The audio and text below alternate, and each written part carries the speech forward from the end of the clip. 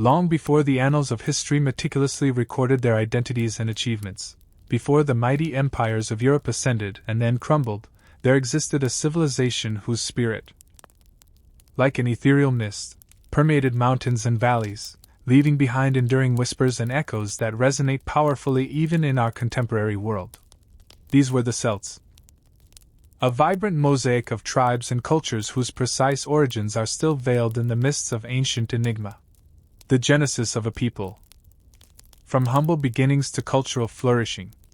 Their initial appearance in the serene valleys, where ancient rivers sculpted pathways through primordial forests, was not a sudden, dramatic flash across a summer sky, but a gradual unfolding, akin to the morning dew delicately collecting upon the grass. The precise question of where and when these captivating Celtic peoples first emerged continues to intrigue and challenge scholars. Competing theories place their genesis either in the late Bronze Age Urnfield culture of Central Europe, around 1200 BC, or, alternatively, along the Atlantic coastal regions as early as 3000 BC. Their beginnings, soft and nascent like the first blush of dawn breaking over misty fields, were profoundly humble yet undeniably significant. Small, nascent communities began to coalesce along the fertile riverbanks and tranquil lake shores, their lives harmoniously synchronized with the inexorable rhythms of nature and the changing seasons. They were not merely farmers and hunters, but also skilled craftspeople and gifted storytellers. Their comprehension of the world around them was deep and inherently intuitive. A wisdom forged over centuries of living in intimate communion with the very fabric of the land. The earliest Celtic peoples, driven by a deliberate and purposeful intent, slowly expanded outwards from their ancestral heartlands in Central Europe, whether originating from the upper Danube region of modern Austria or other locales. They meticulously established communities that deeply revered the spirits residing within rivers and forests, mountains, and the vast expanse of the sky. Initially, these settlements were modest, consisting of clusters of round houses with expertly thatched roofs that provided shelter against the elements, their hearths burning brightly, radiating warmth and light against the encroaching darkness. As centuries gracefully unfolded, much like gentle streams converging to form powerful rivers, these dispersed communities began to cultivate a distinctive and shared identity. Although they never conceived of themselves as a singular, unified nation, they were instead interwoven by common threads of language, profound religious beliefs, and rich artistic expressions, more akin to a constellation of interconnected peoples than a solitary, isolated star. By the 8th century BC, a uniquely recognizable cultural tradition had begun to crystallize. Archaeologists would later dub this the Hallstatt culture, deriving its name from the Austrian site where its artifacts were first meticulously identified. In these salt-rich regions, the early Celts thrived, extracting considerable wealth from this invaluable resource, which was crucial for food preservation and facilitated extensive trade networks. Bronze and iron were expertly forged into a diverse array of tools and formidable weapons, while pottery was meticulously shaped by skilled hands. It was during this period that the first truly distinctive artistic styles began to emerge, the product of patient precision and profound artistry from their master craftspeople. Villages blossomed into larger settlements, and some of these settlements evolved into bustling centers of trade and specialized craft production. This era also saw the rise of powerful chiefs and a formidable warrior elite, their elevated status eloquently communicated through exquisitely crafted weapons, imported luxury goods, and elaborate, highly ritualized burial practices. At Hallstatt itself, an astonishing discovery of over 1,300 graves has been made, many of them containing objects of truly remarkable craftsmanship. Bronze vessels, formidable iron swords, lustrous amber beads, and intricate gold ornaments collectively tell the story of a society of increasing complexity and far-reaching connections, extending well beyond their immediate territorial boundaries. Yet, despite their burgeoning sophistication, the early Celts maintained an extraordinarily profound and reciprocal relationship with the natural world that enveloped them. Their settlements were carefully nestled between the embracing forest and the expansive fields, and their religious practices deeply honored sacred springs, ancient groves, and majestic hilltops. They traversed their landscapes with an intrinsic reverence, perceiving in every meandering river and towering mountain the hallowed dwelling places of potent divine forces. The distinctive Celtic worldview began to take coherent shape during these foundational centuries, a perspective that would persist and endure through the dramatic transformations that lay ahead. They fundamentally perceived existence as a fluid and intricate interweaving of the seen and the unseen, the tangible world and the other world coexisting in parallel, separated by ethereal veils that, at certain specific times and locations, grew remarkably thin. For them, life and death were not antithetical states, but rather integral points on an eternal, cyclical continuum, much like the turning of the seasons or the inexorable phases of the moon. In their ever-expanding world, tribal identities remained robust and fiercely held. Each distinct group meticulously maintained its own unique name, territory, and leadership, while simultaneously acknowledging a profound kinship with neighboring Celtic peoples through shared customs and deeply held beliefs. There were the Boii, the Helvetii, the Arverni, the Carnuts, dozens of tribes, each possessing its own intricate histories and defined territories, yet all connected by the invisible, powerful threads of a common heritage. Just as night inevitably follows day, and winter gracefully succeeds autumn, so too did this nascent Celtic world gracefully evolve into something entirely new. Around the mid-5th century BCE, a profound cultural transformation began, giving rise to what archaeologists now refer to as the La Tène culture. This period represented a spectacular blossoming of Celtic civilization and artistic achievement, destined to spread its indelible mark across much of Europe and leave an enduring legacy on the grand stage of history.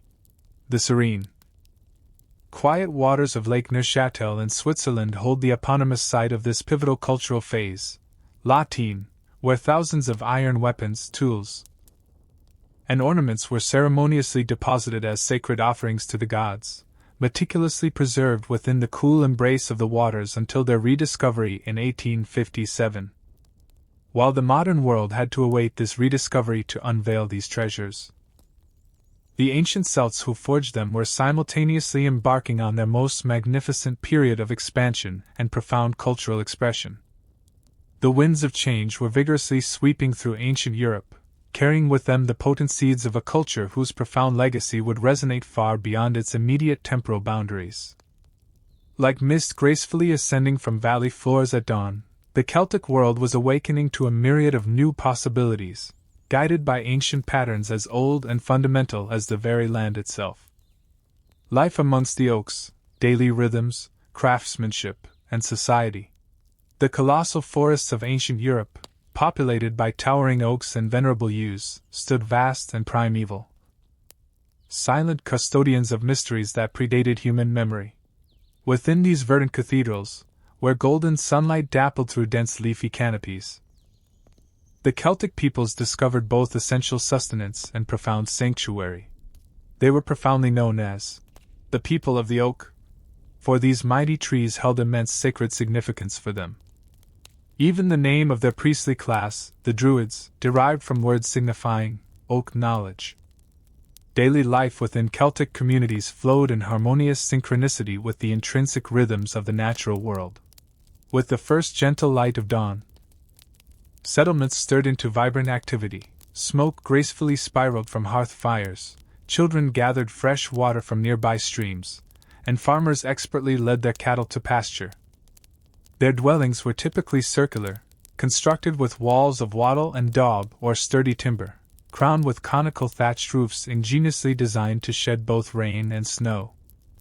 At the very heart of each dwelling, the hearth fire burned continuously, serving as the spiritual and practical core of the home, the vital source of warmth, illuminating light, and the essential means to transform raw ingredients into nourishing meals. The Celts were exceptionally skilled farmers who had meticulously developed sophisticated agricultural practices. They diligently cultivated barley, wheat, oats, and rye, utilizing iron plows expertly pulled by oxen to turn the fertile soil. Fields were meticulously divided and marked with boundaries. Universally respected by all members of the community, they raised a diverse range of livestock, including cattle, sheep, pigs, and horses, demonstrating a deep understanding of each animal's temperament and specific needs. Dairy products, rich milk, flavorful cheese, and creamy butter constituted a significant and important part of their diet, complemented by wholesome bread, hearty porridge, fresh vegetables, sweet fruits, nutritious nuts, and various meats. Beyond the cultivated fields and grazing pastures, the surrounding forest generously provided an additional bounty: wild game, sweet honey, succulent berries, edible mushrooms, and a variety of medicinal plants, all gathered with extensive knowledge painstakingly passed down through countless generations. Nothing was wasted, every element served a distinct purpose.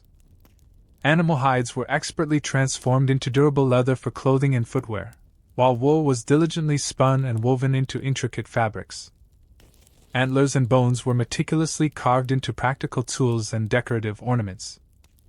Even the humble clay found along riverbanks was skillfully transmuted into sturdy pottery essential for cooking and storage. Celtic craftspeople were celebrated far and wide for their exceptional skill and ingenious creativity. Blacksmiths, with practiced precision, shaped robust iron into both essential tools and formidable weapons. Jewelers, with remarkable artistry, fashioned exquisite torques and brooches from gleaming bronze, shimmering silver, and lustrous gold. Woodworkers carved intricate furniture and elegant vessels, while potters formed clay into vessels of surprising grace and beauty. Their work transcended mere functionality. It was deeply imbued with symbolic designs, captivating spirals, enigmatic triskels, and intricate interlaced patterns that unequivocally revealed a sophisticated understanding of both mathematical principles and organic natural forms. Perhaps nowhere was the sheer brilliance of Celtic craftsmanship more vividly evident than in their breathtaking metalwork. The swirling, symmetrical patterns of La Tène art, named after the Swiss site where numerous examples were unearthed, showcased a masterful equilibrium between abstract design and recognizable representation. Animals and plants were elegantly transformed into flowing, interconnected motifs that seemed to pulsate with life and movement upon the surfaces of intricately decorated shields, sword scabbards, and delicate jewelry.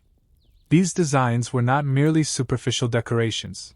They carried profound symbolic meaning, serving as powerful conduits connecting the tangible, visible world with the ethereal realm of spirit.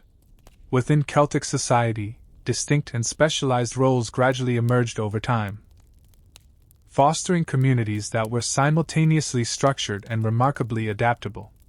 At the pinnacle of this social hierarchy stood the tribal kings or chieftains, whose authority was firmly rooted in their demonstrated strength, profound wisdom, and a perceived divine favor. Warriors formed a distinguished elite class, their esteemed status unequivocally marked by their possession of fine weapons, noble horses, and valorous displays of courage in the heat of battle. Druids occupied a multifaceted and revered position, serving as priests, impartial judges, skilled healers, and diligent keepers of invaluable tribal knowledge. Their training was exceptionally rigorous and extensive, often demanding up to 2 decades of dedicated study, during which they meticulously committed to memory vast reservoirs of sacred law, intricate legal precedents, ancestral genealogies, and profound poetry. Bards held a uniquely privileged place within this world, serving as the living repositories of history and cultural identity through their epic poems and stirring songs. These narratives were committed entirely to memory and passionately performed at communal gatherings and joyous feasts. Their words possessed an extraordinary power to bestow praise or deliver biting satire, to meticulously preserve knowledge, and to fiercely inspire courage. Through their captivating performances, ancestors were honored and remembered. Heroic deeds were passionately celebrated, and fundamental cultural values were powerfully reinforced across successive generations. Celtic communities regularly convened for vibrant festivals, meticulously marking the pivotal turning points of the year. Samhain, observed at the onset of November, heralded the end of summer and the commencement of the year's darker half. It was a liminal time when the ethereal veil between the worlds grew remarkably thin, facilitating communion with ancestral spirits. Imbolc, celebrated in early February, commemorated the initial stirrings of spring and honored Brigid, the revered goddess of poetry, healing, and smithcraft. Beltane, on May 1st, welcomed the arrival of summer with vibrant bonfires and ancient rituals designed to ensure abundant fertility for crops and prosperous livestock.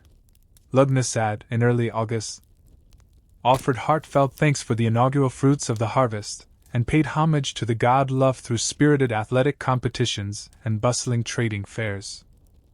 These seasonal gatherings transcended mere religious observances. They were vital social occasions, providing invaluable opportunities for dispersed communities to reconnect. For young people to discover partners, for goods to be traded, disputes to be peacefully settled, and the essential bonds of kinship to be powerfully reinforced. There were moments when the tribe collectively recognized itself as a living, breathing entity, inextricably linked to past generations and profoundly responsible for those yet to come. Family bonds formed the very bedrock of Celtic society. Children were cherished and fully integrated into community life from their earliest years, acquiring essential skills through observation and gradual, active participation in adult activities. Elders were held in profound respect for their wisdom and invaluable experience. Marriage alliances between families or clans played a crucial role in strengthening social cohesion and peacefully resolving potential conflicts. Intriguingly, Celtic women enjoyed a remarkably greater degree of freedom and higher status than their counterparts in many other contemporary societies, possessing rights to own property, conduct business, and in some notable instances, even lead in battle. Across the diverse expanse of Europe, Celtic peoples adeptly adapted to a myriad of landscapes.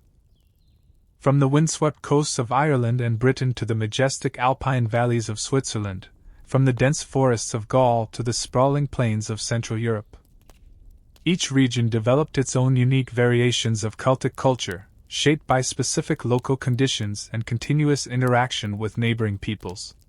Yet, through bustling trade, extensive travel, and shared traditions, a common cultural identity persistently endured, a profound recognition among diverse tribes that, in some fundamental way, they were kindred spirits. The Celtic world was neither an idyllic utopia nor devoid of conflict. Tribal rivalries occasionally escalated into violent confrontations. Status distinctions gave rise to discernible social hierarchies, and the practice of taking heads as trophies in warfare speaks to a martial ethos that deeply valued courage and prowess in combat. Nevertheless, their society also highly esteemed generosity, profound hospitality, poetic expression, and a deep spiritual connection to the natural world, values that would continue to profoundly shape their cultural legacy long after their political dominance had waned. As evening shadows gracefully lengthened across Celtic settlements, communities would gather intimately around their hearth fires. There, amidst the dancing flames and drifting smoke, elders would share captivating stories of revered ancestors and valiant heroes, of powerful gods and enigmatic otherworldly beings whose palpable presence could be sensed in every rustling leaf and every flowing stream. Children listened with wide-eyed wonder, absorbing not merely tales, but an entire worldview, one that recognized the sacred in the everyday, that honored the inexorable turning wheel of the seasons, and that perceived in nature's intricate patterns the guiding hand of divine forces, whose names they spoke with profound reverence. In these tranquil moments, as firelight flickered on rapt faces and stars majestically wheeled overhead, the very essence of Celtic culture was transmitted, not through written texts or formal doctrines, but through lived experience and shared understanding, as natural and vital as breath itself. Whispers of the divine, the gods and spirituality. In the hushed, sacred groves where ancient oaks majestically stretched towards the heavens, in the misty valleys where rivers intimately whispered secrets to the stoic stones, And upon the windswept hilltops where earth and sky embraced in a timeless communion, here resided the pantheon of gods revered by the Celtic peoples. Their divine world was far from being a distant or detached realm, separate from mortal experience. Instead, it was intimately interwoven with the very fabric of everyday life. As perpetually present as the changing seasons and as profoundly mysterious as the night sky ablaze with countless stars. Celtic spirituality originated from a profound and innate awareness of the sacred immanent within the natural world. Every meandering river possessed its own deity. Every towering mountain its unique spirit, and every crystal-clear spring its guardian presence.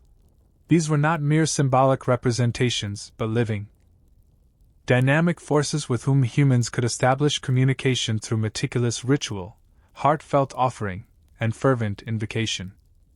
The boundary separating the mundane world from the otherworld, the ethereal realm of gods, revered ancestors, and enigmatic supernatural beings, was inherently permeable, becoming especially thin and accessible at certain opportune times and specific hallowed places.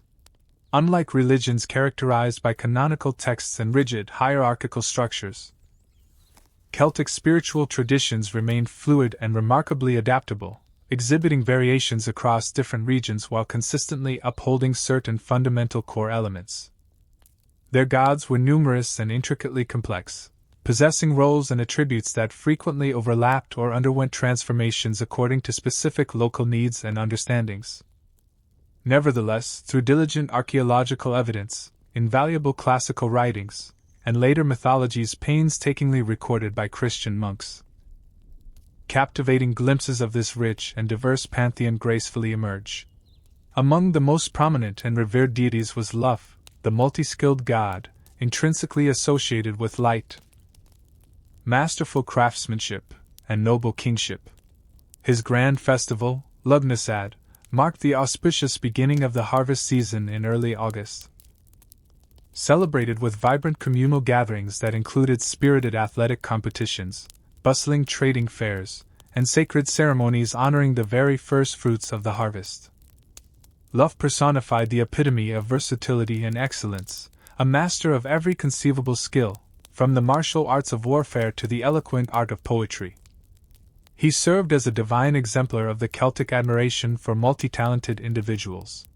The revered goddess Brigid, or Brigantia, held dominion over poetry, healing, and smithcraft, three distinct domains that inherently required the transformative power of inspiration and the fiery essence of creation.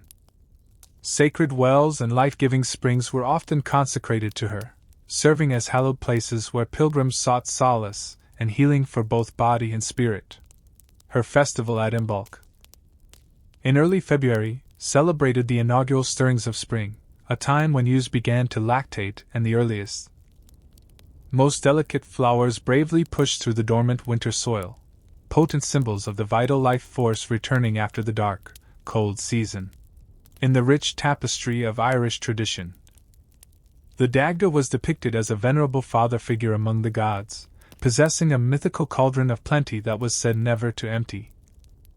A formidable club capable of both inflicting death and miraculously restoring life, and a magical harp whose music could evoke any imaginable emotion. His prodigious appetite for food, drink, and sensual pleasures was legendary, yet he also commanded immense wisdom and formidable magical power. He was a complex deity who embodied boundless abundance, profound generosity, and the life-affirming aspects of masculine energy.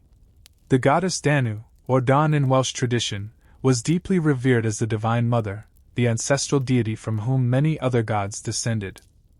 In Irish mythology, her children were famously known as the Tuatha Dé Danann, the tribe of Danu, who were later reimagined as supernatural beings dwelling in the enigmatic otherworld. Rivers were frequently named in her honor, including the mighty Danube, acknowledging water's life-giving properties and its profound connection to the maternal divine. Cernunnos, the antlered god famously depicted on the iconic Gundestrup cauldron, embodied the wild, untamed energies of the forest and the animal kingdom. As the Lord of the Wild Things, He represented humanity's intricate and often paradoxical relationship with nature, both the hunter and the force that ensured the continued abundance of game. A crucial mediator between human communities and the untamed wilderness upon which they so profoundly depended. The goddess Epona, whose name gracefully translates to divine horse, held special significance for Celtic peoples across the breadth of Europe. Associated with horses, boundless fertility, and safe passage to the otherworld, her cult was so potent and pervasive that even the Romans officially adopted her worship, a rare and extraordinary acknowledgement of a non-Roman deity. Stone carvings vividly depict her either riding a horse or accompanied by horses, powerful symbols of both practical earthly power and spiritual transcendence within Celtic culture. Celtic religious practices revolved around meticulously maintaining a harmonious and proper relationship with these potent divine powers through intricate ritual, heartfelt offerings, and the diligent observance of sacred times and hallowed places. Natural features, towering mountains, ancient groves, meandering rivers, and life-giving springs, served as sacred sanctuaries where the divine presence was perceived as particularly potent and palpable. Archaeological evidence strikingly reveals ritual deposits of weapons, exquisite jewelry, and other valuable items deliberately placed in lakes, rivers, and bogs across Celtic Europe, offerings made to the powerful gods dwelling within these watery realms. Sacred groves, known as Nemeton in Celtic languages, functioned as natural temples where solemn ceremonies took place beneath the living canopy of ancient trees. The Roman writer Lucan vividly described how these spaces inspired profound awe, noting that no bird nested in the Nemeton, nor did wild beasts lie in it. The trees, their branches ceremonially washed with pure water, were adorned with offerings. Here, removed from ordinary human experience, the community could engage with profound divine mysteries under the wise guidance of their spiritual leaders. These esteemed leaders, the Druids, occupied a truly unique and influential position within Celtic society. Far more than mere priests, they were multifaceted figures, astute judges, skilled healers, insightful astronomers, profound philosophers, and diligent keepers of invaluable tribal knowledge and cherished tradition. Their training was exceptionally rigorous and extensive, demanding up to 20 years of dedicated study, during which vast stores of sacred law, intricate legal precedents, ancestral genealogies, and profound poetry were meticulously committed to memory. As Celtic peoples did not employ writing for religious or legal matters, this emphasis on oral transmission ensured both the meticulous preservation of knowledge and stringent control over who could access and interpret it. Classical authors provide our primary written accounts regarding Druidic practices, though their narratives must be approached critically, as they often reflect inherent Roman prejudices and underlying political agendas. Caesar famously claimed that Druids taught that the souls do not perish, but after death pass from one to another, suggesting a belief in some form of reincarnation or the continuous journey of the soul. Druids were also said to diligently study the stars and their movements, the size of the cosmos and the earth, the world of nature, and the power and might of the immortal gods, indicating a comprehensive system that seamlessly combined profound spiritual concerns with practical knowledge of the natural world. The contentious question of human sacrifice within Celtic religion continues to be debated among scholars. Classical sources describe various practices, including the ritual killing of criminals and prisoners of war, sometimes within ceremonial structures like the infamous Wicker Man mentioned by Caesar. Archaeological evidence offers some limited support for ritual killing in specific contexts, such as foundational sacrifices or responses to profound crises. However, classical accounts may have exaggerated these practices for political purposes, and many reported instances remain impossible to definitively verify. More certain is the pervasive Celtic veneration of the human head as the sacred seat of the soul. This is powerfully evidenced by archaeological discoveries of intricately carved stone heads, elaborate skull shrines, and the documented practice of preserving and prominently displaying the heads of significant individuals, whether vanquished enemies or revered ancestors. This profound focus on the head as a spiritual epicenter reflects the Celtic understanding that identity and consciousness transcend the physical body, intricately connecting mortal existence with realms beyond. The Celtic ritual calendar meticulously marked the pivotal turning points of the year with major festivals, whose echoes continue to resonate within modern Western culture. Samhain, on November 1st, denoted the cessation of summer and the commencement of the year's dark half, a profound liminal time when the boundaries between this world and the other world grew remarkably thin, facilitating direct communion with ancestral spirits. This ancient festival eventually evolved into the familiar All Saints' Day and Halloween. Imbolc, on February 1st, celebrated the nascent signs of spring's return, particularly the lactation of ewes, symbolizing renewal after winter's dormancy. Beltane, on May 1st, joyously welcomed the advent of summer with vibrant bonfires and potent rituals designed to ensure abundant fertility for crops, livestock, and the entire community itself. Lugnasad, on August 1st, heralded the beginning of the harvest season with vibrant gatherings that encompass games, trade, matchmaking, and ceremonial first harvesting. These festivals, intricately aligned with agricultural and pastoral rhythms, collectively established a sacred calendar that deeply honored the cyclical nature of existence. They provided regular, invaluable opportunities for communities to reaffirm their profound relationship with divine powers, to mark significant transitions, and to recognize their intrinsic place within the grander patterns of nature and the cosmos. The Celtic understanding of the otherworld, the mystical realm of gods, ancestors, and supernatural beings, was not a distant heaven or a subterranean underworld, but rather a dimension existing in intimate parallel with the visible world.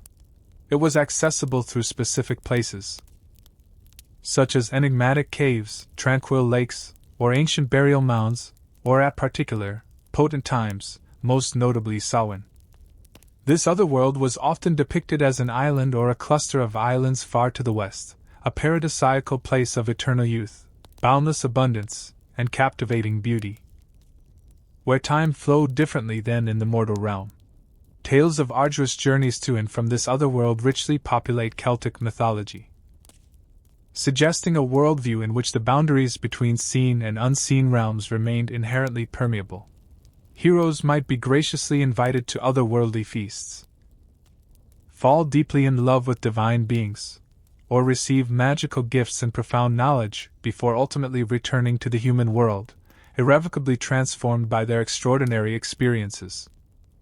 Such narratives vividly reflect the Celtic understanding that reality encompasses far more than what physical senses can perceive, that mysteries and wonders lie just beyond the delicate veil of ordinary awareness.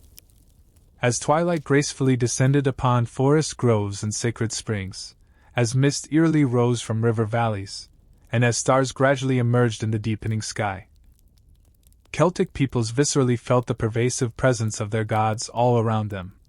Their spiritual practice was not a separate, compartmentalized aspect of daily life, but was seamlessly interwoven through every conceivable facet of existence: the meticulous tending of fires, the diligent planting of crops, the skilled forging of metal, and the captivating telling of tales. In this seamless integration of the practical and the sacred, they discovered profound meaning and deep connection. A way of being that honored both the tangible world of physical needs and the intangible realm of divine mystery. Their voices, though perhaps muted by the passage of time and the tide of conquest, their sacred sites reclaimed by encroaching forests or repurposed for other faiths. Something of their profound spiritual vision undeniably endures. It persists in the deep reverence many still feel for ancient groves and in the continuing power of seasonal celebrations, and in the intuitive sense that the natural world carries meanings far beyond mere utility. In these persistent echoes, the ancient gods of the Celts continue to whisper to those willing to listen, with both heart and mind open to profound wonder.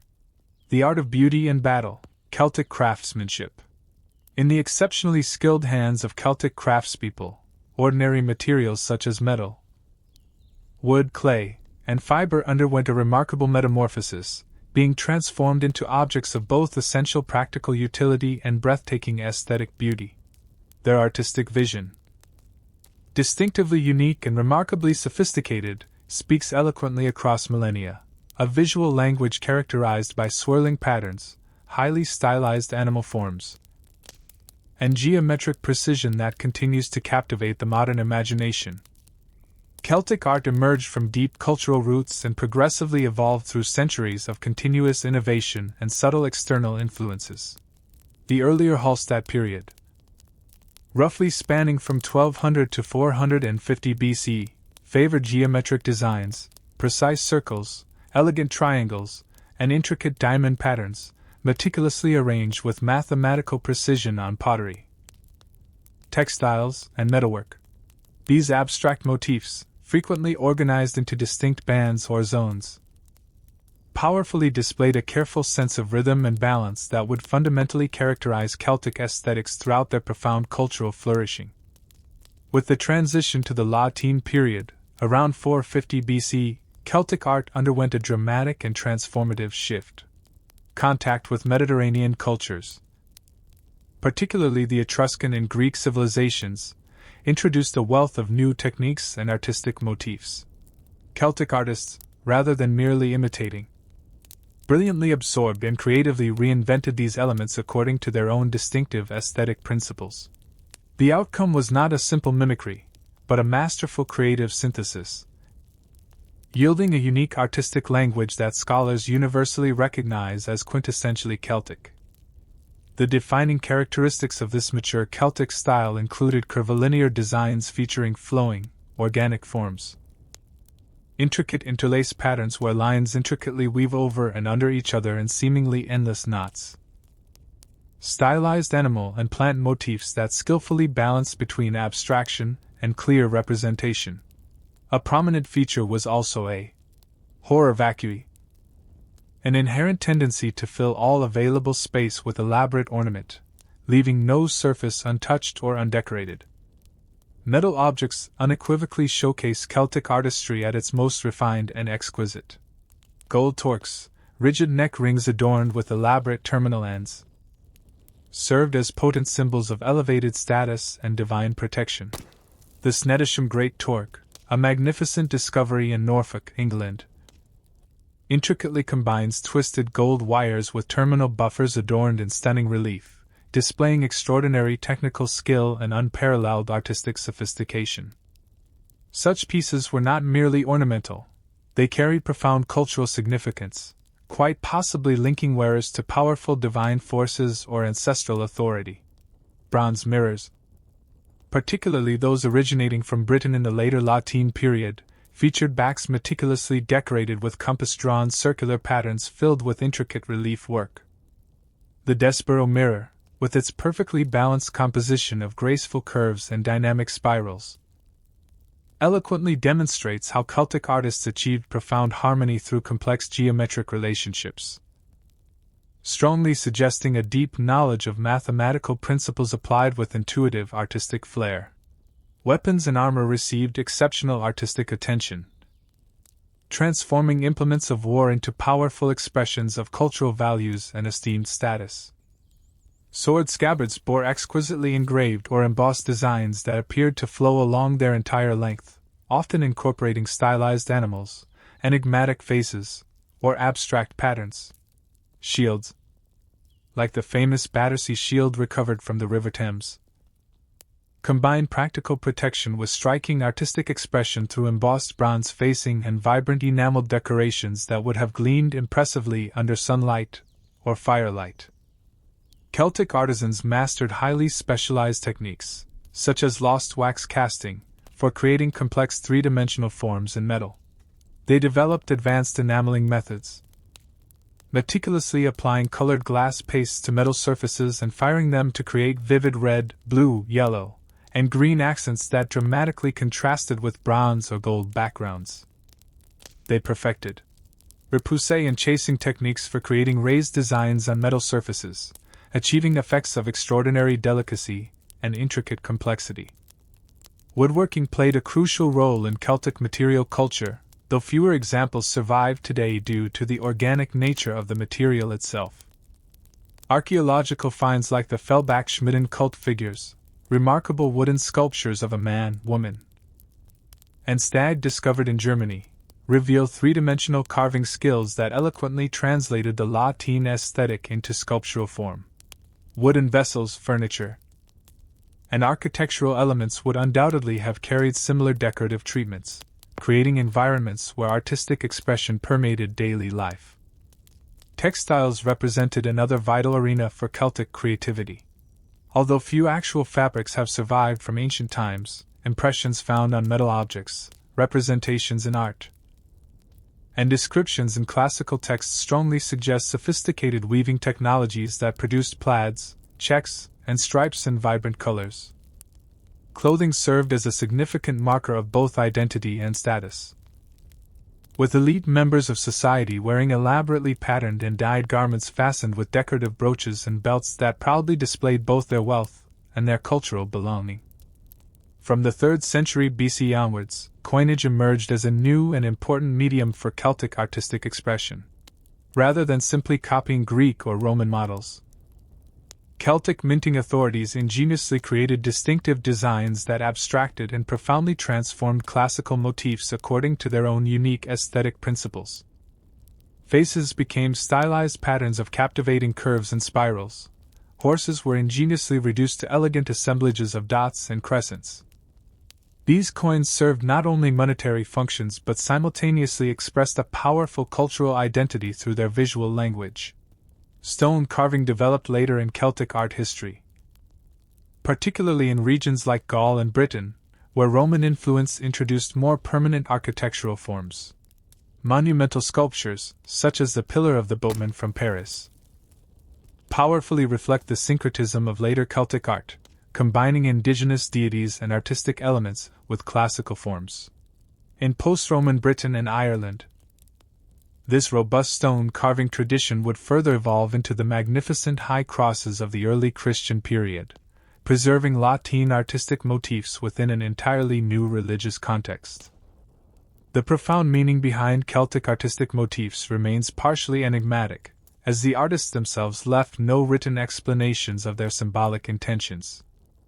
Scholars widely suggest that certain recurring elements carried specific significance. The triskele, a three-armed spiral, may have represented the tripartite division of the cosmos, or the cyclical nature of existence. The human head likely symbolized the seat of the soul and spiritual power. Animals such as boars, ravens, and horses were probably connected to specific divine forces or attributes. What most profoundly distinguishes Celtic art is its inherent dynamism, a powerful sense of movement and transformation captured within static materials. Patterns appear to subtly shift before the viewer's eyes, forms morph from one thing into another, faces mysteriously appear and disappear within intricate designs. This fluid quality powerfully reflects a worldview that recognized constant change within enduring patterns, one that perceived boundaries between human and animal, mortal and divine, living and dead, as permeable rather than rigidly fixed. Celtic artistic expression extended far beyond mere decoration to encompass fundamental understandings of the cosmos and the very nature of existence. The intricate interweaving patterns of knotwork might symbolize the profound interconnection of all things. The transformation of human to animal forms in artwork could reflect beliefs about shape-shifting or spiritual journeys. The careful balance of positive and negative space might embody philosophical concepts regarding the relationship between being and non-being. As Celtic cultures encountered the inexorable Roman expansion from the 1st century BC onward, their artistic traditions faced significant challenges yet demonstrated remarkable resilience and adaptability. In areas under direct Roman control, Celtic art seamlessly incorporated classical elements, while steadfastly maintaining distinctive indigenous characteristics. This Romano-Celtic fusion gave rise to new forms. Sculptures combining classical techniques with Celtic subject matter, metalwork applying La Tène decoration to Roman-style objects. An architectural ornament that preserved swirling Celtic motifs within imperial contexts.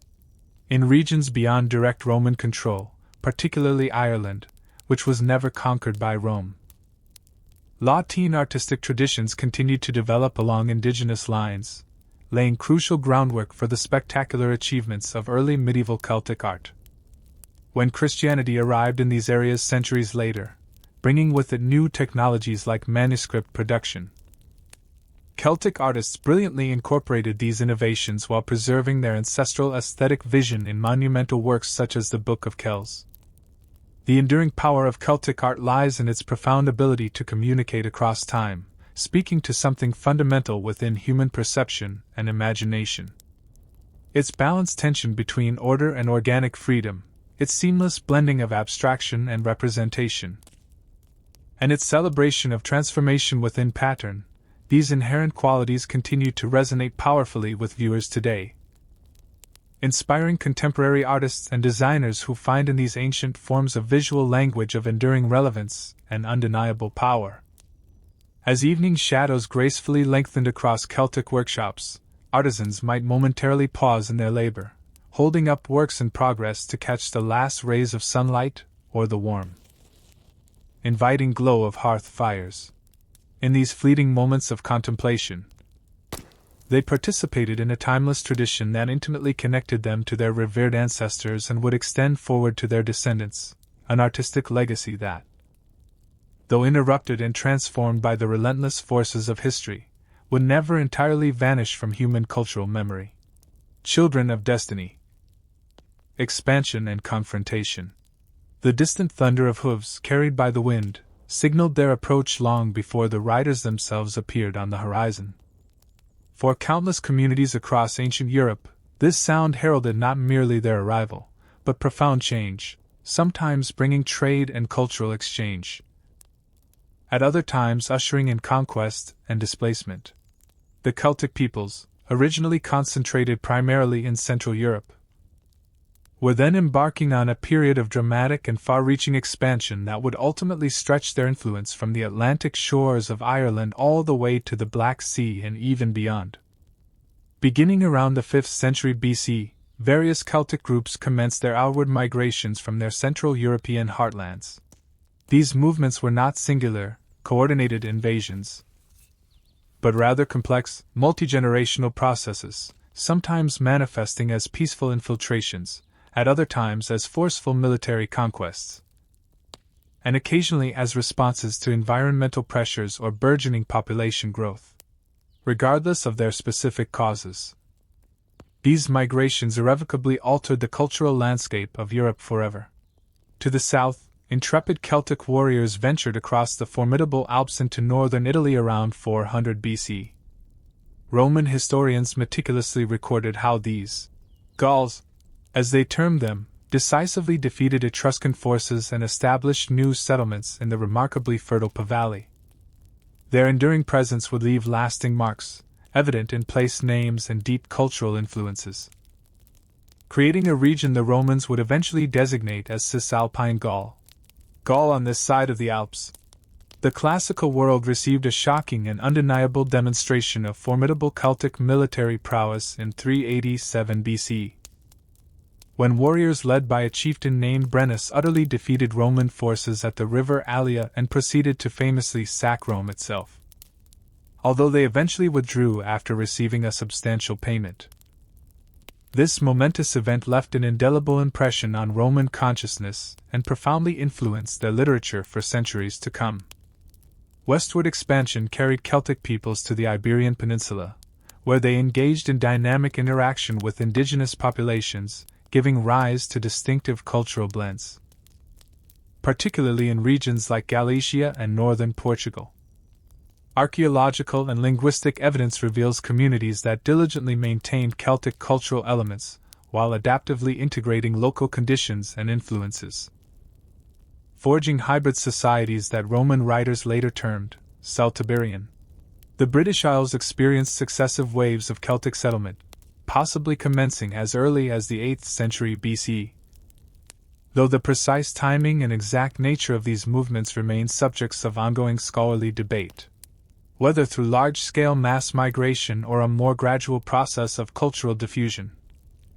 Celtic languages, religious practices, and distinctive artistic traditions became firmly and deeply established throughout Britain and Ireland. Regional variations naturally emerged, giving rise to separate but intricately related cultures that would later be identified as Britons, Picts, and Gaels, each developing distinct expressions of their rich Celtic heritage. To the east, Celtic expansion reached deep into the Carpathian Basin and the Balkans. In 279 BC, formidable Celtic forces invaded Macedonia and northern Greece, even audaciously attacking the sacred site of Delphi before ultimately being defeated.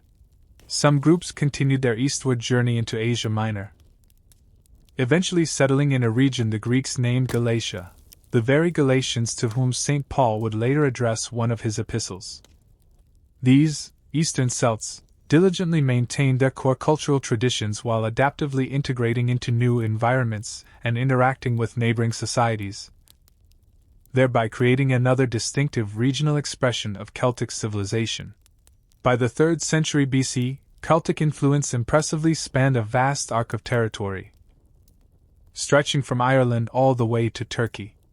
This was not a unified empire, but rather a sprawling cultural continuum, dozens of independent tribes and kingdoms, sharing fundamental elements of language, religion, artistic expression, and social organization, all while developing unique regional variations skillfully adapted to local conditions. Place names meticulously preserved in historical records: modern Bohemia, Helvetii, Switzerland, Arverni, central France, Iceni, eastern England, serve as powerful reminders that Celtic encompassed a multitude of distinct peoples, each with their own unique identities and intricate histories. Within this expanding world, warfare played a significant and often central role in both Celtic society and mythology. Classical sources describe Celtic warriors charging into battle with a wild, unrestrained abandon, sometimes entirely naked save for their weapons and torques, their hair stiffened with lime to stand defiantly upright, and their bodies painted or tattooed with designs intended to intimidate their adversaries. While these accounts may contain elements of exaggeration or stereotype, archaeological evidence robustly confirms the profound importance of martial values within Celtic culture. Elite warriors were interred with their prized weapons, chariots, and powerful symbols of status. Sanctuaries contained offerings of captured arms and armor. Heroic tales passionately celebrated feats of combat prowess. The warrior ethos profoundly emphasized personal courage, exceptional skill in arms, and unwavering loyalty to one's tribe and chieftain. Some warriors formed dedicated retinues around powerful leaders, swearing solemn oaths of allegiance and living within their households as professional fighting men. Celtic battle tactics varied considerably by region and period, but often emphasized individual combat and heroic duels rather than disciplined, mass formation fighting. Chariots served as agile, mobile platforms from which warriors could hurl javelins before dismounting to engage in hand-to-hand combat on foot. Cavalry grew increasingly important over time, particularly in areas with suitable terrain. Infantry fought with a diverse array of weapons: swords, spears, slings, and bows, depending on their region, social status, and tactical role.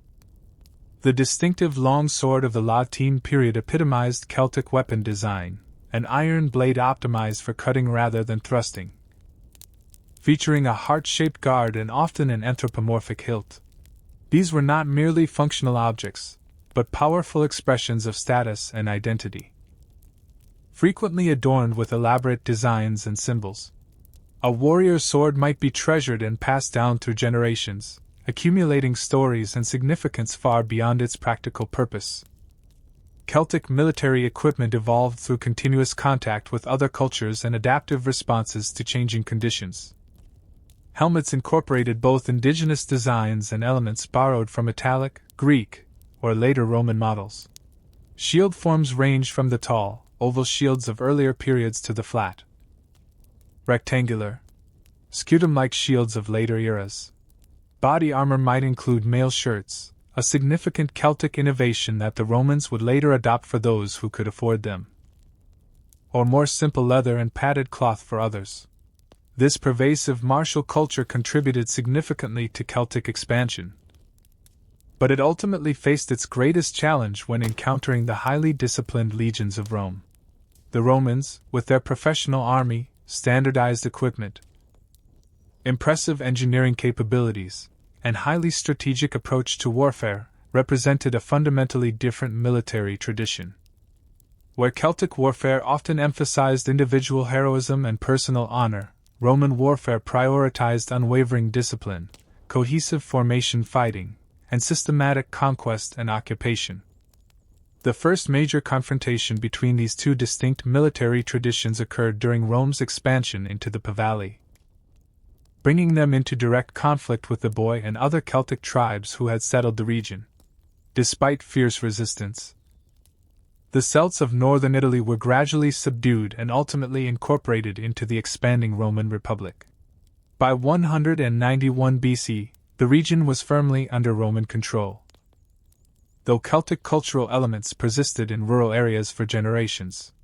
Rome's conquest of Transalpine Gaul, modern France, and parts of Switzerland, Belgium, and Germany unfolded more slowly. Initial Roman involvement primarily focused on securing crucial trade routes and establishing strategic alliances with certain tribes against others.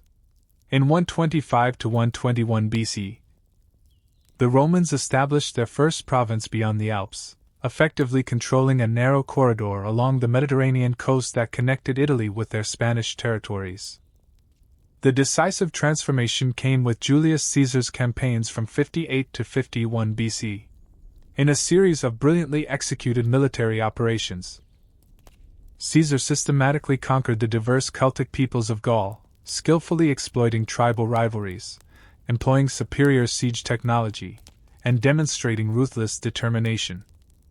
His own detailed account of these campaigns, Commentaries on the Gallic War, provides valuable, though undeniably biased, information about Celtic society while simultaneously serving to justify his conquest to Roman audiences.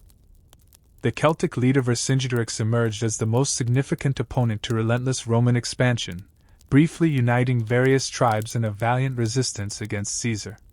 His final, legendary stand at Alesia in 52 BC became an epic tale. After bravely withstanding a massive Roman siege, he ultimately surrendered to prevent further suffering among his people. Led in chains through Rome during Caesar's triumphant procession, Vercingetorix was tragically executed, symbolizing the definitive end of independent Celtic power in Gaul. Britain's Celtic peoples maintained their independence for a longer period. Caesar's brief expeditions in 55 and 54 BC achieved limited results, and nearly a century elapsed before Rome launched a full-scale invasion under Emperor Claudius in 43 CE. Even then, conquests proceeded gradually, with some regions, like Wales and Scotland, fiercely resisting Roman rule. The rebellion led by Boudica of the Iceni in 60 to 61 CE briefly threatened Roman control before being crushed with characteristic Roman thoroughness. Ireland, however, remained beyond Rome's reach, never experiencing direct conquest or occupation.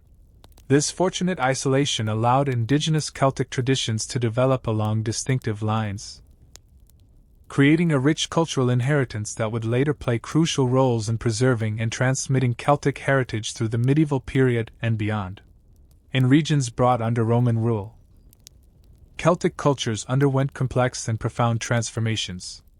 Urban centers emerged, meticulously planned and constructed following Roman models, complete with grid-patterned streets, bustling forums, grand temples, elaborate bathhouses, and impressive amphitheaters. Trade significantly increased, connecting formerly isolated communities to the vast Mediterranean networks. Latin gradually became the dominant language of administration, commerce, and eventually, everyday life. Although Celtic languages persisted in rural areas and family settings, religious practices experienced particularly significant changes. Rome typically incorporated local deities into its vast pantheon through a process known as interpretatio Romana, identifying indigenous gods with their Roman equivalents. Thus, the Celtic god Lugh might be equated with Mercury, Tyrannis with Jupiter, or Epona uniquely recognized as herself but within Roman religious frameworks. Temples were erected in classical styles, sacrifices performed according to Roman rituals, and religious life gradually standardized according to imperial norms. Yet, beneath these sweeping changes, fundamental elements of Celtic identity persistently endured. Distinctive artistic styles continued, now skillfully applied to Roman-type objects. Personal names preserved Celtic elements, even when adapted to Latin grammatical forms. Family and clan relationships maintained traditional patterns within new legal frameworks. The resulting Romano-Celtic culture represented neither a simple replacement nor pure continuity, but a complex synthesis, reflecting both Roman imperial power and remarkable Celtic cultural resilience. Beyond the frontiers of the empire, Celtic peoples followed different trajectories. In Ireland, never conquered by Rome, indigenous traditions continued to evolve without direct imperial influence, though trade and cultural contacts ensured an awareness of continental developments. In Scotland, Celtic groups like the Picts successfully resisted Roman occupation, developing their own distinctive cultural expressions while selectively adopting elements from both Roman and other Celtic societies. The decline of Roman imperial power in the 4th and 5th centuries CE created new conditions for Celtic cultural expression. As Roman administration withdrew from Britain and weakened in Gaul, local communities adaptively responded to changing circumstances. In some regions, particularly Western Britain and Brittany, identifiably Celtic political entities emerged or re-emerged, maintaining cultural traditions that linked them to pre-Roman ancestors while incorporating elements from centuries of Roman presence. The arrival of Germanic peoples, Angles, Saxons, Franks, and others, further transformed the European landscape, creating new pressures and opportunities for surviving Celtic communities. In eastern Britain, Anglo-Saxon settlement gradually pushed Celtic-speaking populations westward into what would become Wales and Cornwall. In Gaul, Frankish conquest established new power structures, though in western regions like Brittany, Celtic language and tradition persistently endured. Christianity, arriving first within Roman imperial frameworks and later through fervent missionary activity, presented both challenges and opportunities for Celtic cultural traditions. In Ireland, where Christian missionaries like Patrick encountered indigenous Celtic religious systems still largely intact, a distinctive form of Celtic Christianity emerged, seamlessly incorporating elements of pre-Christian tradition within Christian theological frameworks. Monasteries became vibrant centers not only of religious devotion but also of profound learning, prolific artistic production, and crucial cultural preservation. Through these complex historical processes, Celtic identity transformed rather than simply disappeared. Languages, artistic motifs, literary themes, social values, and cultural practices evolved, adapted, and sometimes lay dormant before re-emerging in new forms. What it meant to be Celtic changed significantly over time and varied considerably by region. Yet, connections undeniably remained, resilient threads of continuity winding through the rich tapestry of European history. Whispers through time. The enduring legacy. As the political power of Celtic peoples gradually diminished before the might of Roman legions and later the waves of Germanic migrations, it might have seemed their vibrant cultural voice would be silenced forever. Yet, like dormant seeds lying patiently beneath winter snows, elements of Celtic tradition remarkably survived, ready to sprout anew when conditions allowed. Their profound legacy continues to resonate powerfully today, carried forward through centuries by persistent whispers that never entirely faded. The most tangible and enduring inheritance remains linguistic. Celtic languages, once widely spoken across much of Europe, survived resiliently in western regions less profoundly affected by Roman occupation or Germanic settlement. Irish and Scottish Gaelic, Welsh, Breton, Cornish, and Manx, though some of these have faced near extinction, preserve direct, unbroken connections to the speech of ancient Celtic peoples. Each syllable uttered in these ancient tongues carries echoes from a distant past, intimately linking modern speakers to their ancestors across millennia. These languages preserved far more than mere sounds and grammatical structures. Embedded within them were distinctive ways of perceiving and understanding the world, conceptual frameworks and value systems that meticulously maintained elements of the Celtic worldview. Even as external circumstances dramatically shifted, the rich traditions of poetry, captivating storytelling, and emotive song in Celtic languages carried forward profound cultural memories, cherished heroic ideals, and deep spiritual sensibilities from pre-Christian times into the Christian era and beyond. In Ireland, where Roman armies never set foot, the transition from pre-Christian to Christian culture occurred with remarkable continuity. When Patrick and other missionaries arrived in the 5th century CE, they encountered a sophisticated society with established traditions of learning, poetry, law, and spiritual practice, rather than a complete replacement. A profound process of cultural synthesis gracefully unfolded. Monasteries became vital centers where monks painstakingly recorded ancient tales, intricate legal traditions, and historical accounts, meticulously preserving them within new Christian frameworks. This remarkable process gave rise to the extraordinary literary corpus of medieval Irish literature, texts like the Ulster Cycle, featuring the legendary hero Cuchulainn, the Fenian Cycle, centered on the mighty Finn Mac Cumhaill, and the Mythological Cycle, describing the enigmatic Tuatha Dé Danann. Though meticulously written down by Christian scribes and shaped by their perspectives, these narratives preserved core themes, memorable characters, and ancient worldviews from pre-Christian Celtic tradition. Divine figures were often reimagined as heroes or kings, supernatural elements were rationalized or reframed. Yet, beneath these adaptations, authentic cultural memories powerfully persisted. Similar processes transpired in Wales, where medieval texts like the Mabinogion preserved narratives with deep roots in pre-Christian tradition. Stories of Pwyll, Rhiannon, Math, and Gwydion, though transformed by centuries of transmission and Christian influence, maintained distinctive Celtic motifs, values, and cosmological understandings. The figure of Arthur, later to become central to European medieval literature, first appears in Welsh sources, strongly suggesting Celtic origins before his story spread throughout European tradition.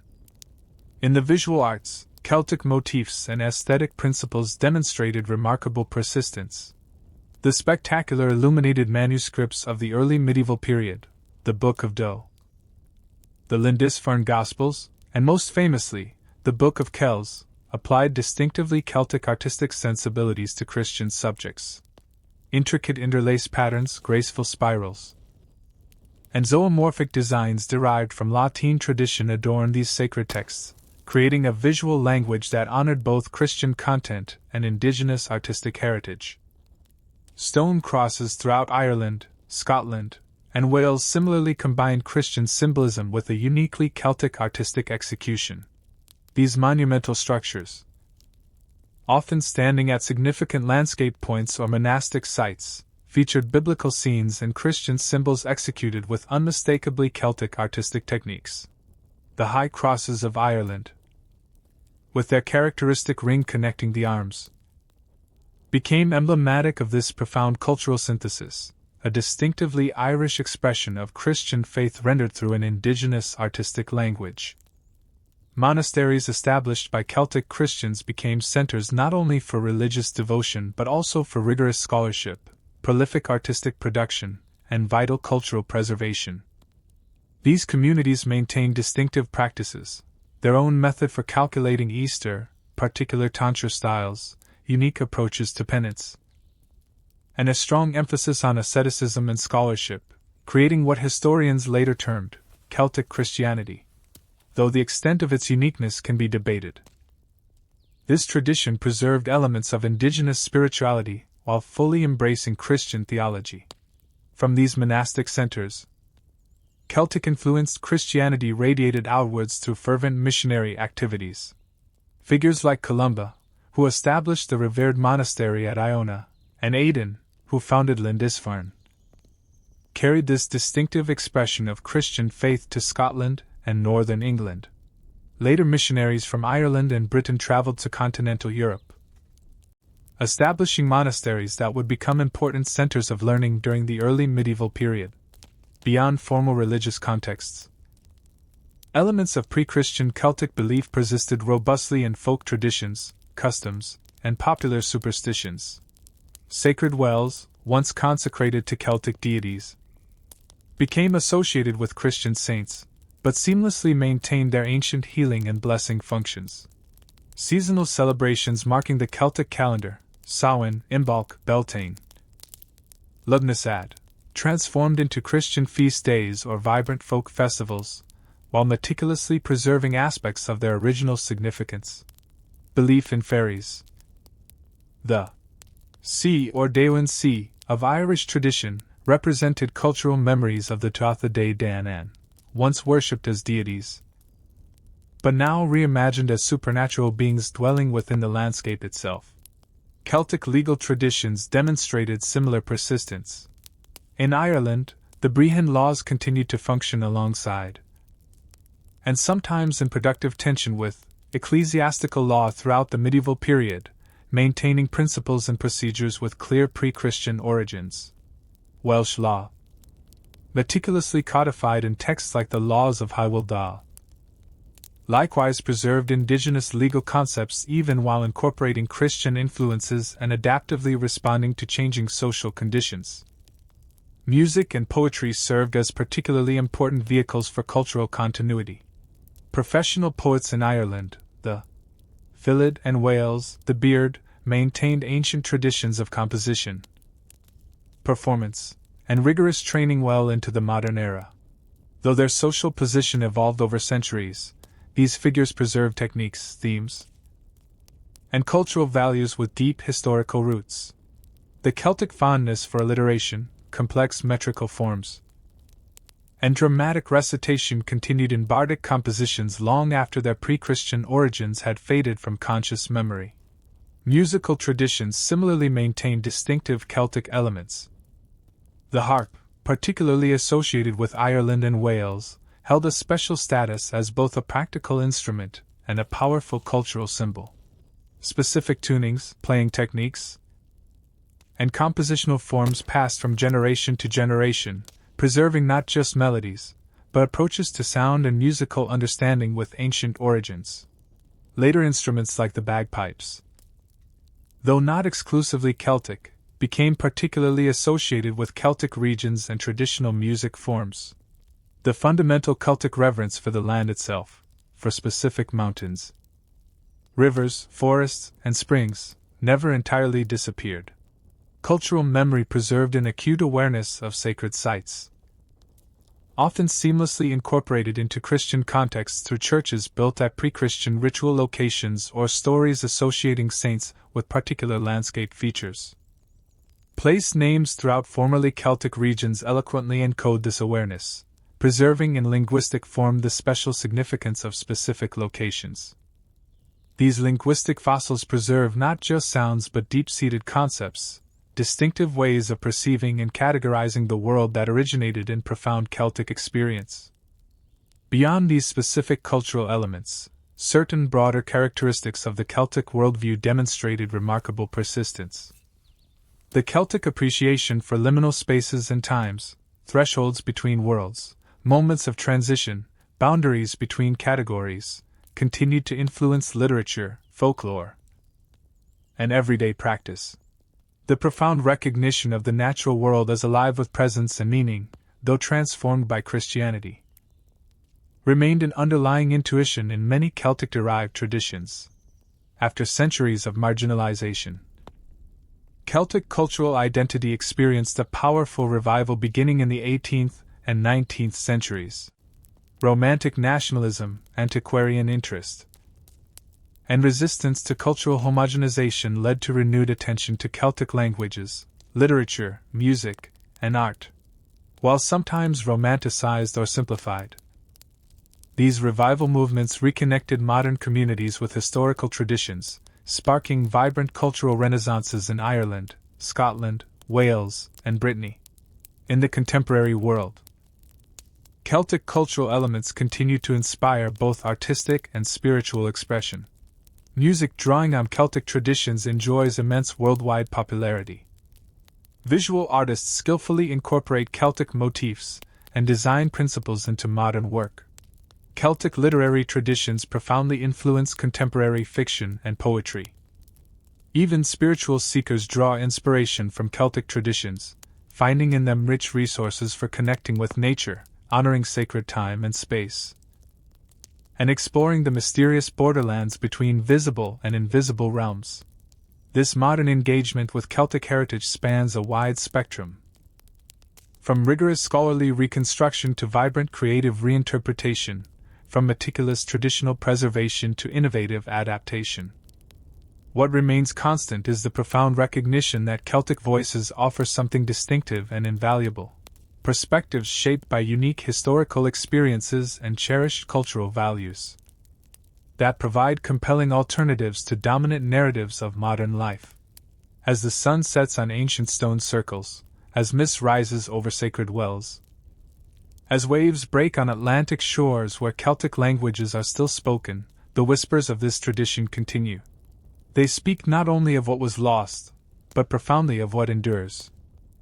A way of seeing the world that honors mystery, recognizes deep interconnection, celebrates boundless creativity, and finds profound meaning in the landscapes of both the outer world and inner experience.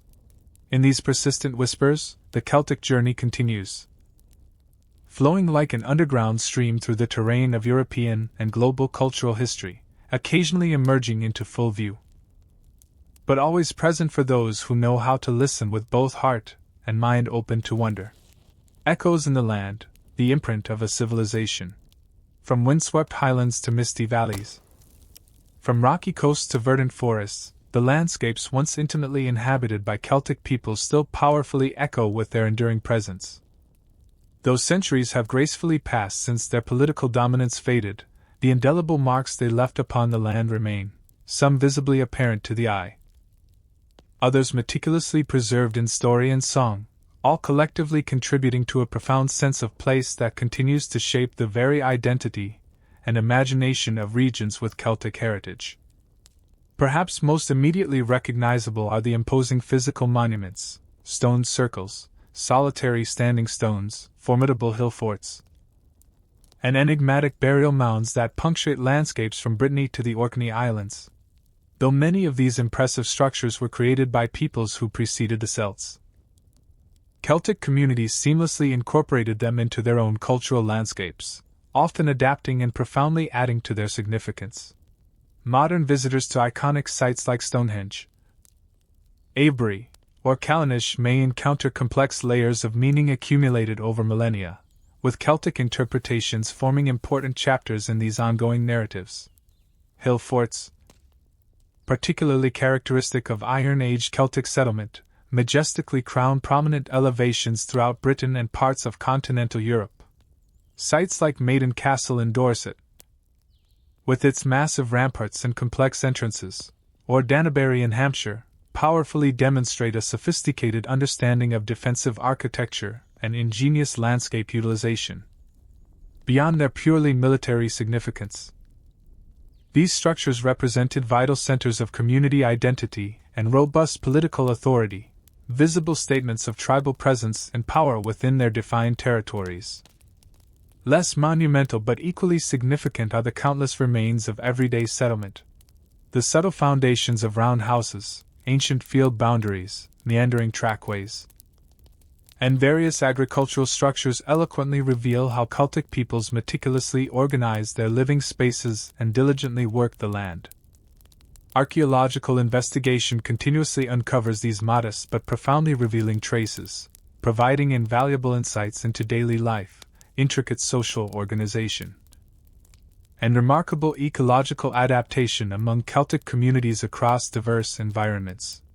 Water held special significance in Celtic spiritual understanding, and ritual deposits in rivers, lakes, and bogs preserve remarkable material evidence of their beliefs and practices.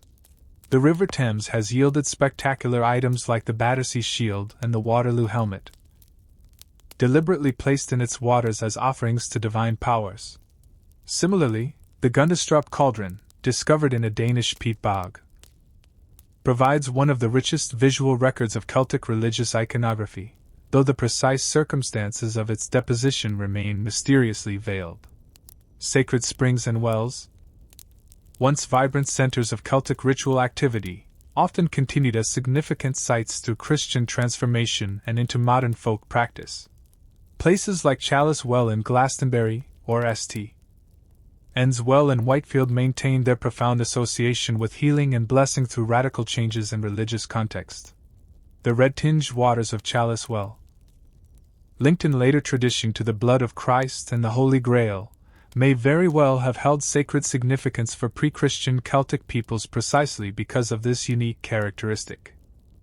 The landscape itself preserves Celtic presence through place names derived from their languages, ranging from major geographic features, the Thames from Celtic, Thamesis, dark river, Dover from Dubris, waters, and Avon simply meaning river, to countless towns, villages, and smaller landscape features.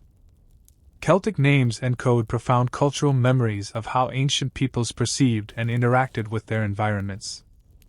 These linguistic fossils preserve not just sounds but deeply embedded concepts, distinctive ways of seeing and categorizing the world that originated in the rich tapestry of Celtic experience. Beyond physical monuments and linguistic traces, landscapes hold Celtic presence through their intricate association with narrative tradition. In Ireland, Dinsenka's place name lore connects specific locations with mythological events, heroic deeds, or supernatural beings. Mountains, lakes, rivers, and unusual rock formations feature prominently in these narratives, their physical characteristics explained through stories that simultaneously entertained, educated, and sacralized the landscape for those who heard them. Welsh and Breton traditions similarly preserve profound connections between narrative and landscape, with specific locations linked to events in the lives of heroes like Arthur or supernatural figures from the Mabinogion. These associations transform natural features and architectural remains into powerful points of connection with cultural memory, allowing the landscape to function as a mnemonic system, meticulously preserving information about the past and its profound significance. Celtic conceptualizations of space frequently emphasize the profound significance of boundaries, thresholds, and liminal zones, frontiers between territories, margins between land and water, transitions between elevation levels, all carried symbolic weight far beyond their purely practical importance. These understandings remain encoded in subtle landscape patterns, settlement distributions, and ceremonial sites strategically positioned at significant transition points. Modern visitors, sensitive to these intricate patterns, can still perceive how Celtic peoples meticulously organized and profoundly understood their spatial relationships. The seasonal rhythms that governed Celtic agricultural and pastoral activities created temporal patterns that beautifully complemented spatial organizations. The Celtic calendar, meticulously marked by festivals at Samhain, Imbolc, Beltane, and Lugnasad, established a framework for understanding time as cyclical rather than linear, intrinsically responsive to the natural patterns of growth, maturation, decay, and renewal.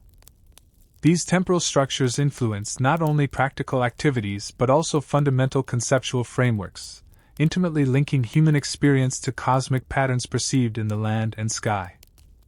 Christianity brought new layers of meaning to Celtic landscapes without entirely erasing earlier significance. Churches were often strategically built at locations already considered sacred. Saints' lives incorporated elements of local topography. Pilgrim routes frequently followed paths already established by older patterns of movement through the landscape. The resulting sacred geography represented a palimpsest of meaning, with Christian significance built upon and intricately intertwined with pre-Christian understandings. Folk traditions throughout Celtic regions maintained an enduring awareness of landscape features with profound supernatural associations. Fairy mounds, often prehistoric burial sites. Dangerous water bodies believed to be inhabited by spirits. Stones that mysteriously moved at certain times. Trees where ceremonies should be performed. Such beliefs preserved fragments of older cosmological systems within newer religious contexts. Even as official religious understanding evolved, these folk associations maintained alternative ways of perceiving and relating to the land. Celtic artistic traditions maintained distinctive approaches to representing landscape elements. Whether in manuscript illumination, intricate stone carving, masterful metalwork, or expressive textiles. Stylized plants and animals, abstract representations of water and earth. Symbolic arrangements of cosmic elements. These visual vocabularies encoded complex understandings of the natural world and its profound significance. Modern Celtic-inspired art continues to draw upon these rich traditions, maintaining their distinctive approach to translating landscape into compelling visual expression. Music and poetry similarly preserved Celtic responses to landscape features and experiences. Compositions celebrating the inherent beauty of specific locations, lamenting changes to familiar environments, or simply describing journeys through meaningful territories maintained a profound cultural awareness of how land and identity remained inextricably intertwined. These artistic expressions preserved not just factual information about places but also deep emotional and spiritual responses to them across generations. The forced migrations of Celtic peoples, whether driven by Roman conquest, Germanic settlement, or later political and economic pressures, created diasporic relationships to homeland landscapes. Communities separated from ancestral territories meticulously maintain memories of specific places through story, song, and place naming in new environments. The resulting geographies of memory sustain powerful connections to lands no longer physically inhabited, but still central to cultural identity and imagination. In modern times, landscapes with strong Celtic associations have become focal points for cultural revival, tourism, artistic inspiration, and spiritual reconnection. Sites like Glastonbury Tor, the Hill of Tara, or Carnac attract countless visitors seeking connection with Celtic heritage. Whether defined in historical, spiritual, or imaginative terms, these engagements, though sometimes based on romanticized or historically questionable understandings, nonetheless maintain the profound significance of landscape and contemporary expressions of Celtic identity. Environmental movements in regions with Celtic heritage have sometimes drawn inspiration from reconstructed or reimagined Celtic attitudes toward the natural world. Emphasizing indigenous traditions of respect for natural systems, recognition of their spiritual significance, and sustainable use of resources. These approaches seek to recover values perceived as lost in industrial and post-industrial development. While caution is needed to avoid oversimplification or inappropriate appropriation, these movements reflect genuine efforts to reconnect with neglected aspects of cultural inheritance. Archaeological and historical research continues to enhance understanding of how Celtic peoples intimately interacted with their environments, revealing complexities and variations often overlooked in earlier scholarship or popular perception. Advanced techniques for landscape analysis, archaeobotanical investigation, and GIS mapping provide increasingly detailed pictures of settlement patterns, land use strategies, and intricate ecological relationships across diverse Celtic regions.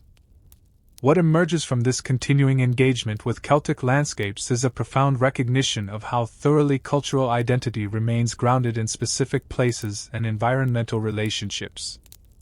For contemporary inhabitants of regions with Celtic heritage, whether in Ireland, Britain, Brittany, or diaspora communities worldwide, the landscape continues to function as both physical reality and symbolic system, intimately connecting present experience with historical memory and cultural imagination. As evening light slants across ancient stone circles, as mist rises from valleys once inhabited by Celtic farmers and herders, as waves break on shores where Celtic languages can still be heard, The land itself continues to speak of those who shaped it, and were shaped by it in return. The Celtic relationship with landscape was never simply one of conquest or utilitarian exploitation, but one of deep reciprocity and profound recognition. An understanding that human identity emerges from and remains inextricably connected to the places we inhabit. In this ongoing conversation between people and land, perhaps the most significant Celtic legacy continues. It is a way of being in the world that acknowledges deep interdependence, honors the unique character of specific places, and recognizes in the landscape not mere resource or scenery, but a living presence and profound meaning that both precedes and outlasts human habitation. This invaluable inheritance, carried in both visible monuments and invisible awareness, remains accessible to all who approach Celtic landscapes with eyes, ears, and hearts open to their continuing, whispered stories. The woven thread. Continuity and revival. As the moon ascends over ancient stones, as distant pipes echo through misty glens, and as storytellers draw listeners close beside crackling peat fires, the Celtic spirit endures not as a static museum piece preserved in amber, but as a vibrant, living tradition, gracefully adapting to each new age. The rich tapestry of Celtic legacy, meticulously woven from countless individual threads of practice, belief, art, and memory, continues to grow and evolve, intimately connecting contemporary communities to their ancestral roots while dynamically responding to present challenges and opportunities. Language remains perhaps the most direct and tangible connection to the profound Celtic past. Against considerable historical pressures, several Celtic languages have valiantly survived into the modern era: Irish, Scottish Gaelic, Welsh, Breton, Cornish, and Manx. Though some were pushed to the very brink of extinction, they represent unbroken linguistic traditions stretching back to ancient times. Each meticulously preserved word, grammatical structure, and idiomatic expression carries echoes of how Celtic ancestors perceived and categorized their world, offering living connections to ways of thinking that might otherwise be irretrievably lost to history. The preservation and revitalization of these languages represent one of the most significant and inspiring aspects of modern Celtic identity. In Ireland, where centuries of colonization had nearly extinguished the indigenous language, independence brought renewed and fervent efforts to restore Irish as a national tongue. Though significant challenges undeniably remain, Irish now enjoys constitutional protection, required status in education, and growing communities of enthusiastic learners and speakers. Determined to maintain this fundamental aspect of their cultural heritage, similar efforts in Wales have achieved notable success in reversing language decline, with Welsh now spoken by over 500,000 people and prominently visible in public signage, media, education, and governance. Even more dramatic are the remarkable revival efforts that have brought Celtic languages back from functional extinction. Cornish, which had no native speakers after the death of Dolly Pentreth in 1777, has been painstakingly reconstructed through careful scholarship, and now sustains a small but steadily growing community of speakers. Manx, declared extinct by UNESCO in 2009 when its last native speaker passed away, has since been reclassified as critically endangered but reviving, thanks to dedicated efforts by passionate language activists on the Isle of Man. These remarkable resurrections powerfully demonstrate that even seemingly terminal language decline can be reversed when communities mobilize with unwavering dedication around cultural preservation and revitalization. Beyond spoken communication, Celtic languages meticulously preserved literary traditions of extraordinary richness and sophistication. Medieval Irish and Welsh manuscripts recorded mythological tales, heroic sagas, lyrical poetry, historical chronicles, and legal texts that continue to profoundly inspire creative engagement. Today, modern writers in all Celtic languages draw upon these traditional forms and themes while adeptly addressing contemporary concerns, creating literature that honors ancestral voices while eloquently speaking to present realities. Music, perhaps even more powerfully than language, evokes Celtic cultural memory and inspires vibrant contemporary expression. Traditional forms preserved in Ireland, Scotland, Wales, Brittany, Galicia, and beyond maintain distinctive melodic structures, rhythmic patterns, and instrumental techniques that clearly differentiate Celtic musical idioms from those of neighboring traditions. The haunting sound of Uilleann pipes, the percussive energy of bodhrán drums, the bright clarity of tin whistles, the soaring melodies of fiddles, and the delicate complexity of Celtic harp music, all collectively preserve cultural memories in an evocative auditory form. Contemporary Celtic music demonstrates remarkable adaptive resilience, finding new audiences and expressions while steadfastly maintaining distinctive cultural characteristics.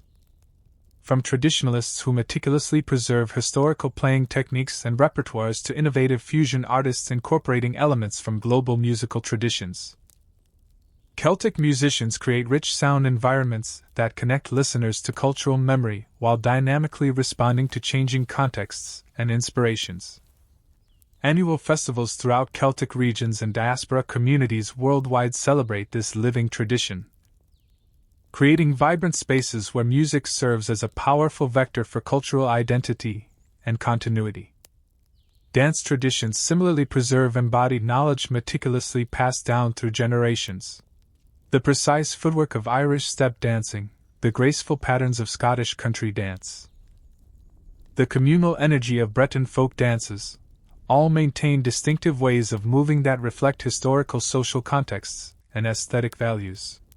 Like music, these traditions have demonstrated remarkable adaptability. From the competitive precision of modern Irish dance competitions to the inclusive community experiences of Céilís, where participants of all backgrounds and skill levels are warmly welcomed into the circle. Visual arts throughout Celtic regions maintain strong connections to ancestral aesthetic principles while boldly exploring contemporary media and concerns. The distinctive interlace patterns, spirals, and stylized natural forms characteristic of ancient Celtic art continue to profoundly inspire modern artists working in both traditional and innovative contexts. From jewelry makers crafting contemporary interpretations of torques and brooches to digital artists incorporating Celtic motifs into new media creations, visual expression maintains vital threads of continuity with Iron Age origins while dynamically responding to modern aesthetic sensibilities and technological possibilities. Storytelling traditions represent another incredibly resilient thread in the intricate Celtic cultural tapestry. The Saointeach of Ireland, the Scileician of Scotland, the Cyfarwood of Wales, these traditional storytellers meticulously preserved communal memory, provided engaging entertainment, and imparted timeless wisdom through oral narrative before widespread literacy became common, though their formal role has somewhat diminished in contemporary society. The fundamental practice of narrative sharing continues in both traditional and adapted forms. From formal performances at vibrant cultural festivals to innovative digital storytelling projects utilizing new media to share ancient tales, the stories themselves demonstrate remarkable persistence, with characters and motifs from pre-Christian mythology continuing to appear robustly in the contemporary imagination. Figures like Cuchulainn, Finn Mac Cumhaill, and the Morrigan from Irish tradition, Taliesin, Rhiannon, and Arthur from Welsh sources, and widespread motifs like the Otherworld Journey, magical transformation, and the sacred hunt, all recur in modern literature, film, gaming, and popular culture. Though often adapted and recontextualized, these narrative elements maintain crucial connections to ancient understandings while finding new relevance for contemporary audiences. Seasonal celebrations throughout Celtic regions meticulously preserve an awareness of traditional calendar customs, often beautifully blending pre-Christian and Christian elements into syncretic observances. Halloween distinctly retains elements of Samhain, with its recognition of the thinning barrier between worlds and its honoring of ancestral spirits. May Day celebrations echo Beltane, with maypoles, flower garlands, and an acknowledgement of fertility and new growth. midwinter fires and ceremonial gatherings at the solstice maintain an awareness of cosmic rhythms that guided Celtic understanding long before Christian calendar systems were introduced. Food traditions in Celtic regions similarly preserve cultural memory through taste and shared commonality. Traditional dishes like Irish soda bread, Scottish haggis, Welsh caul, and Breton galettes maintain connections to agricultural histories, locally available ingredients, and distinctive cooking techniques developed over centuries. Festive gatherings centered around these foods create contexts for rich storytelling, music, and intergenerational exchange, powerfully reinforcing cultural identity through multiple sensory experiences simultaneously. Crafting traditions maintain intricate technical knowledge and refined aesthetic sensibilities meticulously passed down through generations. Textile arts like Aran knitting from Ireland, with its complex cable patterns originally identifying specific island families, tartan weaving from Scotland, encoding clan identities through distinctive color arrangements, and lace-making traditions from various Celtic regions, all preserve specialized skills alongside the profound cultural meanings embedded in their designs and purposes. Contemporary craftspeople continue these traditions while innovatively working within their established parameters, creating work that honors ancestral knowledge while meeting present needs and tastes. Spiritual practice represents one of the most complex and often contested areas of Celtic cultural continuity. The pre-Christian religious systems of Celtic peoples were fragmented by Christianization, with ritual practices suppressed, sacred sites repurposed, and theological understandings radically transformed. Yet elements of earlier spiritual awareness persistently endured within folk Christianity, maintaining an awareness of sacred landscapes, seasonal transitions, healing traditions, and supernatural beliefs that clearly predated Christian frameworks.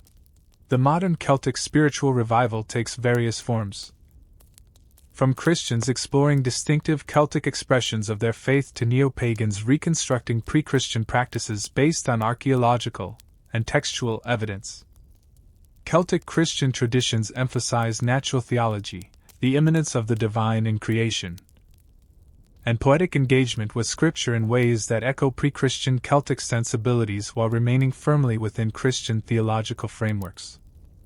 Reconstructionist pagan approaches attempt to recover ancient ritual forms and cosmological understandings, acknowledging gaps in historical knowledge while seeking authentic engagement with Celtic spiritual heritage. Between these approaches lies a spectrum of practices drawing inspiration from Celtic sources without claiming direct historical continuity. Meditation focused on Celtic symbols or deities, rituals marking seasonal transitions, ceremonies at sacred landscape features, and creative adaptations of ancient prayers and invocations, all represent attempts to reconnect with spiritual sensibilities perceived as lost or marginalized in mainstream religious expression. While scholars may debate the historical accuracy of such practices, their significance lies in how they maintain an awareness of Celtic spiritual heritage as a living resource rather than merely an object of academic study. Tourism in Celtic regions both threatens and supports cultural continuity. The commercialization of Celtic identity risks reducing complex traditions to simplified stereotypes marketable to visitors seeking superficial encounters with authentic culture. Yet, tourism also creates economic incentives for preserving language, music, crafts, and other traditional practices that might otherwise be abandoned as communities modernize. The challenge lies in developing sustainable cultural tourism that genuinely supports community values and traditions rather than distorting them for commercial exploitation. Academic study of Celtic history, archaeology, linguistics, and literature continues to enhance understanding of these ancient cultures while informing contemporary revivals and adaptations. Scholarly excavations of Iron Age settlements, meticulous analysis of artifacts and monuments, insightful translations of medieval texts, and rigorous reconstructions of linguistic patterns all contribute to a more accurate understanding of historical Celtic reality, sometimes confirming and sometimes challenging popular conceptions of Celtic heritage. The inherent tension between scholarly precision and popular imagination creates a productive dialogue about what Celtic identity truly means in the modern world. Academics may critique romantic notions of Celtic spirituality or question claims of unbroken tradition, while community practitioners may challenge scholarly detachment that fails to recognize living traditions. At its best, this conversation enriches both perspectives, with scholarship providing historical context for contemporary practice and community engagement demonstrating how cultural traditions maintain relevance through adaptive change rather than rigid preservation. Celtic identity has become increasingly global, with diaspora communities throughout North America, Australia, New Zealand, and elsewhere diligently maintaining connections to ancestral heritage through language learning, music, dance, festival celebrations, and regular homeland pilgrimages. These communities sometimes preserve traditions that have weakened in native Celtic regions, creating reciprocal relationships where cultural knowledge flows back and forth between original territories and diaspora centers, thereby strengthening the overall fabric of Celtic continuity. Digital technologies have created new and exciting possibilities for Celtic cultural transmission and community building. Online language courses connect learners worldwide with native speakers. Virtual archives make manuscript collections, artifact images, and audio recordings accessible to researchers and enthusiasts regardless of geographic location. Social media platforms allow scattered communities of interest to share resources, plan events, and maintain regular contact. Digital storytelling techniques create innovative ways to share traditional narratives with new audiences. These tools extend rather than replace traditional transmission methods, creating hybrid approaches that combine face-to-face practice with digital connections. Environmental movements in Celtic regions increasingly draw upon indigenous traditions of relationship with the natural world, finding in ancestral practices compelling models for sustainable interaction with local ecosystems. Traditional knowledge about medicinal plants, wildlife behavior, weather patterns, and agricultural techniques offers practical wisdom accumulated through centuries of close observation and adaptive responses to specific environments. Beyond practical applications, Celtic perspectives on the sacred character of natural features and cycles provide conceptual frameworks for developing environmental ethics responsive to contemporary ecological challenges. Political movements seeking greater autonomy or independence for regions like Scotland, Wales, and Brittany often invoke Celtic heritage as an integral part of their identity claims, positioning themselves as indigenous peoples with distinctive cultural traditions deserving recognition and protection. Language preservation, in particular, frequently becomes a focal point for such movements, with linguistic rights seen as inseparable from broader questions of political self-determination and cultural sovereignty. Contemporary artistic expressions drawing upon Celtic tradition powerfully demonstrate its continuing vitality and relevance. Literature in both Celtic languages and major world languages explores Celtic themes, characters, and sensibilities. Visual arts incorporate Celtic design principles and iconography into contemporary media. Theatrical and dance performances reinterpret traditional narratives for modern audiences. Musical composition continues to evolve distinctive Celtic idioms while embracing global influences. Film and television productions bring Celtic stories to international audiences. These creative engagements ensure that Celtic cultural expression remains dynamic rather than merely preserved, consistently responding to changing contexts while maintaining its distinctive character. The persistence of Celtic cultural elements through centuries of pressure toward assimilation and standardization offers inspiring examples of profound cultural resilience. Despite conquest, colonization, religious transformation, economic marginalization, and globalization, distinctive Celtic traditions have endured, adapting when necessary, going dormant when threatened, and re-emerging when conditions permit their expression. This demonstrated resilience provides valuable models for other indigenous and minority cultures facing similar pressures, suggesting effective strategies for maintaining cultural identity within rapidly changing global contexts. as twilight deepens over Atlantic coastlines where Celtic languages are still spoken. As seasonal fires mark ancient festival dates on hilltops once sacred to Celtic deities, as musicians tune instruments whose forms have changed little since medieval times. The living practice of Celtic tradition continues. Neither a fossilized museum piece nor a romanticized fabrication. This tradition represents the ongoing creative engagement of communities with their cultural inheritance, honoring ancestral voices while speaking with profound clarity to contemporary concerns. The woven thread of Celtic identity, with its countless individual strands of practice, memory, and imagination, stretches from Iron Age hill forts to digital communities. From ancient stone circles to modern festival grounds, from medieval manuscripts to contemporary novels and films. Each new generation adds fresh threads to this intricate weaving while meticulously maintaining patterns recognizable across centuries. In this continuous process of remembering, adapting, and creating anew, the Celtic spirit endures not as a fixed artifact, but as a living presence, whispering through standing stones, singing in traditional melodies, and speaking in languages once nearly silenced but now powerfully reclaiming their voice in the ongoing human conversation about meaning, beauty, and connection to place. Between worlds. Liminality and the Celtic twilight. Between worlds, between the visible and invisible, between history and myth.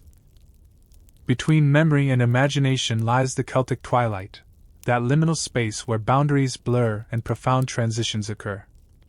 No aspect of Celtic cultural understanding more profoundly shapes its distinctive character than this recognition of liminality. The threshold spaces and moments where ordinary certainties gracefully give way to extraordinary possibilities. From ancient times to the present day, Celtic traditions have honored these in-between states, finding in them inexhaustible sources of wisdom, creativity, and spiritual renewal. The Celtic conception of the otherworld powerfully exemplifies this liminal awareness.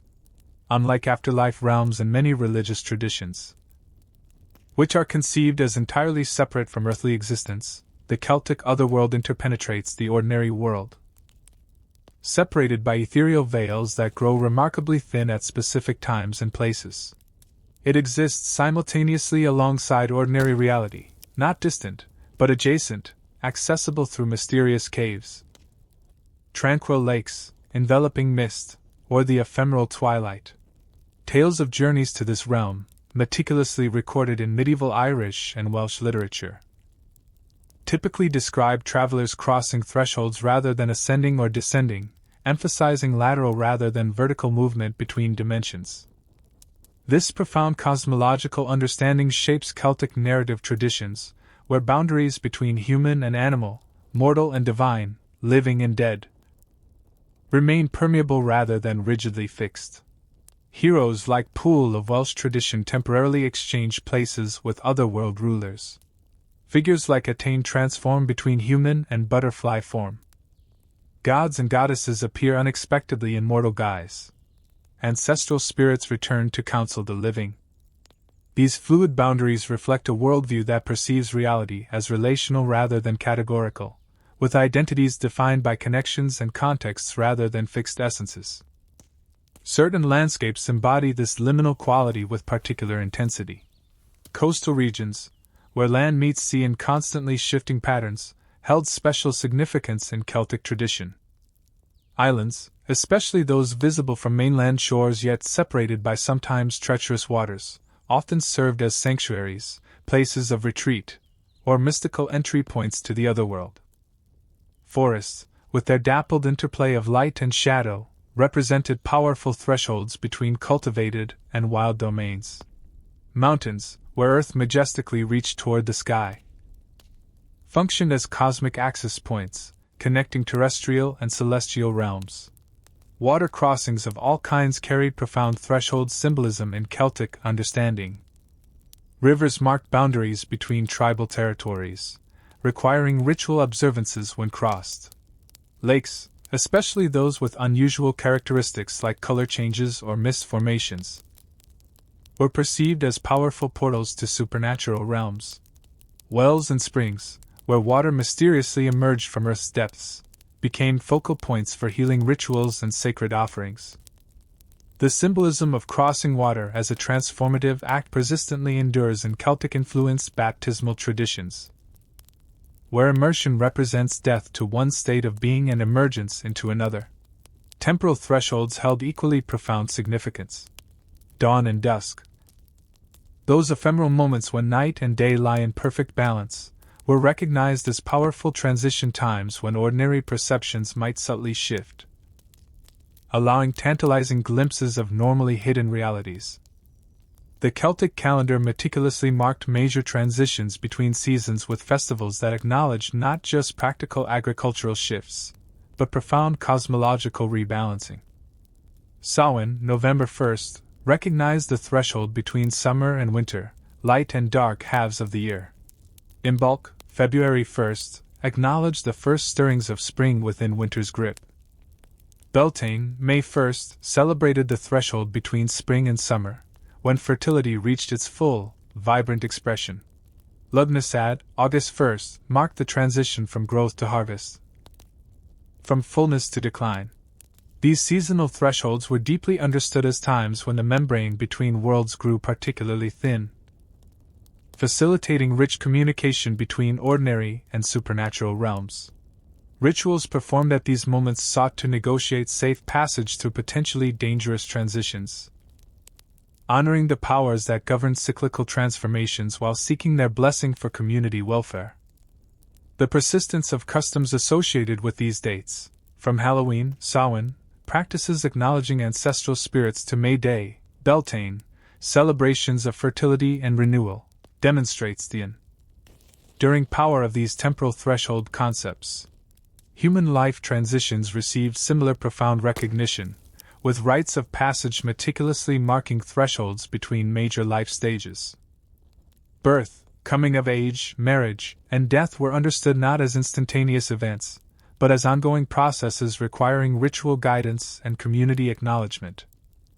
Each represented a crossing from one state of being to another, with accompanying vulnerability and profound potential, requiring careful management through established ceremonial forms. These transition rituals created a structured liminality, controlled circumstances under which necessary transformations could occur with appropriate spiritual and communal support. Celtic artistic traditions visually express this profound threshold awareness through designs that playfully engage with ambiguity and transformation. The characteristic interlaced patterns of Celtic art, where lines weave over and under each other in complex relationships, create captivating visual paradoxes that resist simple interpretation. Figures morph between human and animal forms. Faces mysteriously appear and disappear within intricate patterns, visible from certain perspectives but dissolving into abstract design from others. This rich visual language reflects a worldview comfortable with ambiguity and multiplicity, where fixed categories gracefully give way to fluid relationships and transformative possibilities. The Celtic literary imagination similarly navigates threshold spaces with remarkable sophistication. Tales of Imrama, or wonder voyages to otherworld islands, describe protagonists suspended between ordinary and supernatural existence, either fully belonging to the human community nor permanently incorporated into divine realms. Heroes like Cuchulainn exist between human and superhuman states, their exceptional qualities placing them at the threshold between mortal and divine categories. Dialogue between the worlds of gods and humans, living and dead, visible and invisible, forms a core narrative pattern, powerfully reflecting the fundamentally liminal character of Celtic cosmological understanding. Music in Celtic traditions often carries this liminal quality through modal structures that resist simple major/minor categorization, creating emotional atmospheres that evoke yearning, mystery, and emotional states poised between joy and sorrow. The Sean-Nós singing style, with its ornamented melodic lines and intense emotional intensity, creates sonic landscapes that seem to hover between ordinary expression and otherworldly keening.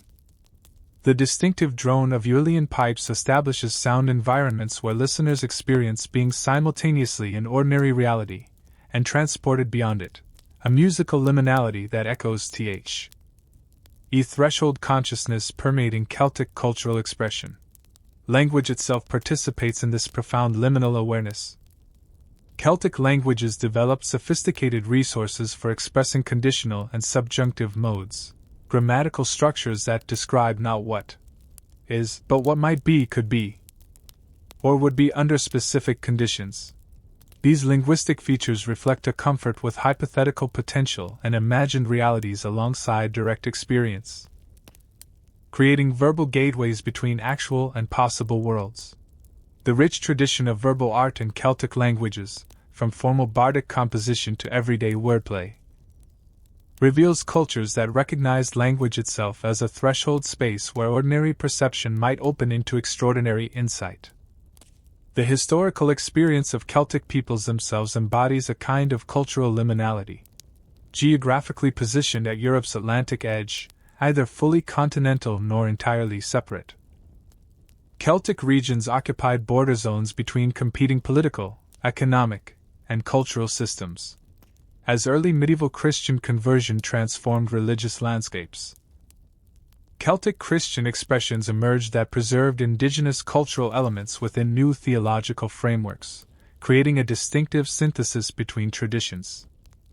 Later colonial experiences placed Celtic communities between resistance and assimilation, leading to the development of complex cultural strategies for preserving identity while adeptly adapting to dominant political realities.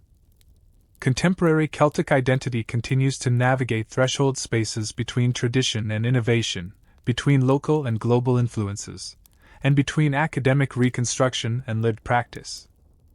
Language revitalization efforts meticulously balance scholarly accuracy with practical usability. Music maintains distinctive regional characteristics while engaging with global influences. Religious expressions range from reconstructed paganism to syncretic spirituality to distinctive Celtic Christian practices. This ongoing negotiation between seemingly opposed categories, finding middle paths that incorporate elements from multiple traditions, represents not confusion but creative synthesis, an approach remarkably consistent with the liminal awareness central to Celtic cultural understanding. Tourism in Celtic regions creates another form of contemporary liminality. Spaces where visitors temporarily step outside ordinary existence into what they perceive as more authentic or traditional environments. Celtic festivals, heritage centers, and cultural performances establish controlled threshold experiences where participants can engage with elements of Celtic tradition without fully leaving modern contexts. These commodified liminal spaces risk superficiality, but also create invaluable opportunities for meaningful cultural transmission when thoughtfully designed and implemented with robust community participation. Environmental awareness in Celtic regions increasingly recognizes the profound significance of ecotones, transition zones between distinct ecosystems where biodiversity often reaches peak expression. Just as cultural liminality produces creative synthesis, these biological threshold zones generate ecological innovation and resilience. Traditional Celtic recognition of threshold spaces finds contemporary expression in conservation efforts focused on preserving these transitional environments, coastlines, wetlands, forest edges, and other liminal landscapes where natural creativity manifests most intensely. Political movements in historically Celtic regions frequently operate in liminal space between autonomy and integration, seeking balanced relationships that preserve distinctive cultural identity within larger political frameworks.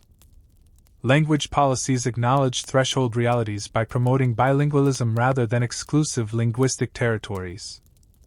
Governance structures increasingly recognize the creative potential of intermediate solutions between centralization and complete independence. These approaches reflect the traditional Celtic comfort with threshold states that defy simple categorization.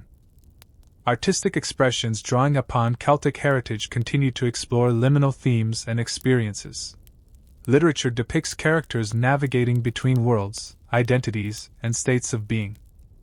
Visual arts play with transformative imagery and ambiguous forms. Theatrical performance creates temporary realities where ordinary and extraordinary intermingle. Film and digital media explore Celtic narratives through technologies that themselves create threshold experiences between actual and virtual realities.